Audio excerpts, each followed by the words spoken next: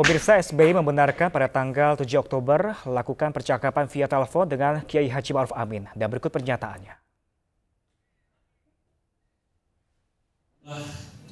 Tidak ada kaitannya sebetulnya dengan kasusnya Pak Ahok, dengan tugas-tugas MUI, dengan tugas-tugas untuk mengeluarkan fatwa.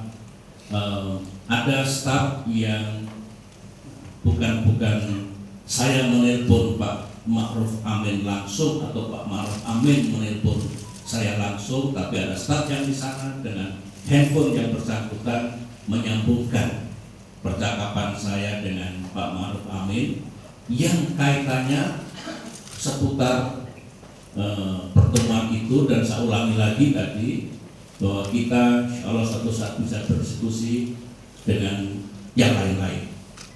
Intinya di situ. Jadi percakapan itu ada. Kalau Pak Ma'ruf Amin saya dengar mengatakan tidak ada pertemuan langsung saya dengan Pak SBY dan percakapan langsung saya dengan Pak SBY yang berkaitan dengan tugas kami MUI untuk menetapkan pendapat keagamaan atau apapun namanya.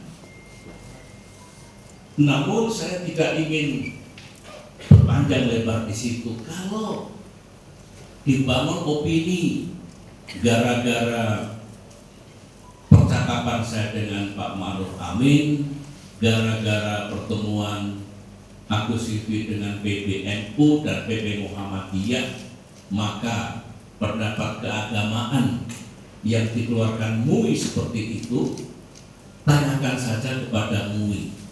MUI itu Majelis Ulama Indonesia. Memang ada ketuanya, tapi selama ini yang saya ketahui, selama jadi presiden beberapa kali saya bertemu dengan MUI, lengkap pengurusnya. Memang segala sesuatunya dimusyawarahkan, dan ketika mengeluarkan entah fatwa entah apapun itu sudah dibicarakan di antara mereka. Silakan ditanyakan apakah pendapat keagamaan MUI itu lahir di bawah tekanan SBY atau di bawah tekanan siapapun.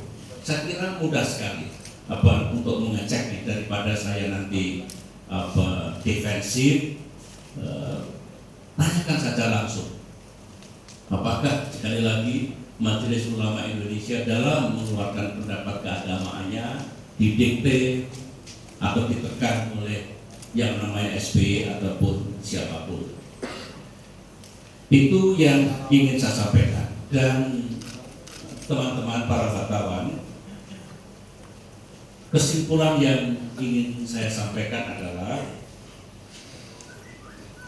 dengan penjelasan saya ini berangkat dari pernyataan pihak Pak Ahok yang memegang bukti atau transkrip atau apapun yang menyangkut percakapan saya dengan Pak Ma'ruf Amin, saya nilai itu adalah sebuah kejahatan, karena itu adalah penyadapan ilegal.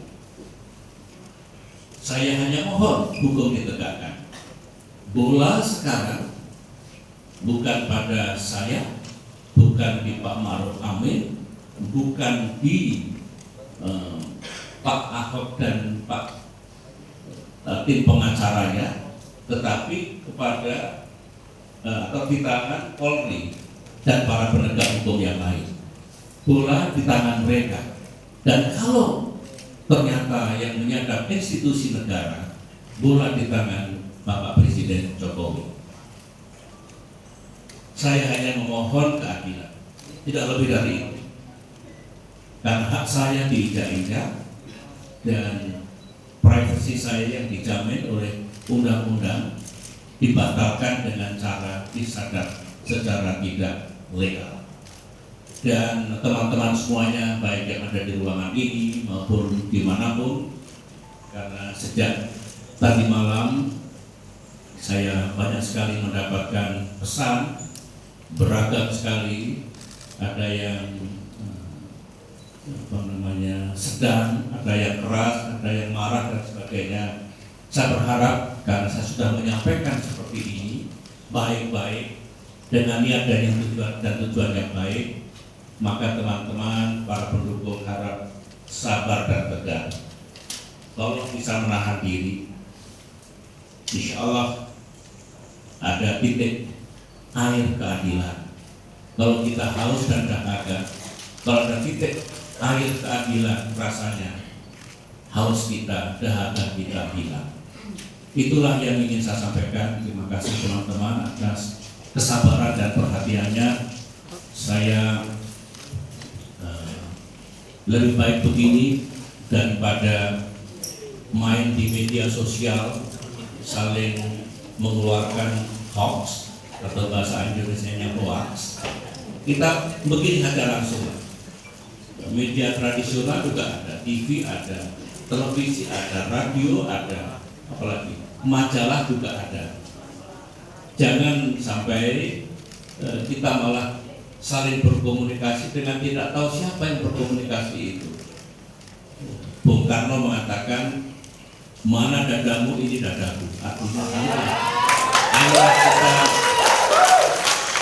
Artinya supaya tidak mudah kita saling memfitnah, tidak mudah kita saling menjatuhkan.